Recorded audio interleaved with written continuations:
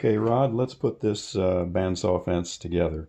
This is the main body, as you can see, and there are two plastic clips. They're identical, can go on either end, that go one here, one here. There's the top. The next thing you want to do is take the outboard clamp and insert that in this way so that it locks in there and sits there. It's time now to put the long bolt in, going through the hole in that clamp. And you want to put the spring on the bolt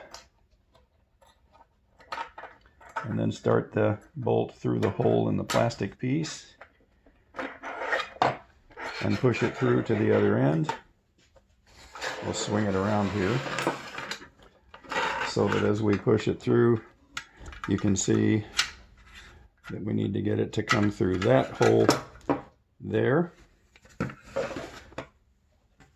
And then we're going to push the clamp in against the spring and hold it there while we put this piece in, putting the bolt through the hole where you see my finger there. Push it all the way through.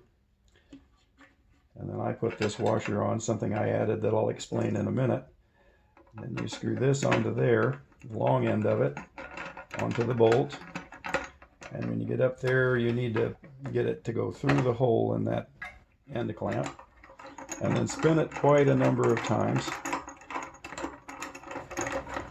to get it to begin to tighten up. There we go, it's beginning to catch now. And here's the final part. The reason I added this washer is because you want this, when it's locked, to be in the down position and thus out of the way of any wood going by your fence. You don't want it sticking out like that. So that's why I added the washer, so that it would be in this position when it was finally at the proper tightness. To end up, you're going to put this screw in here. And this isn't there was another screw exactly like that that was in there originally, but I made this arrangement so that I could swing the fence a little bit relative to this piece and then tighten it down so that it would be square on the bandsaw. And that's how it's assembled.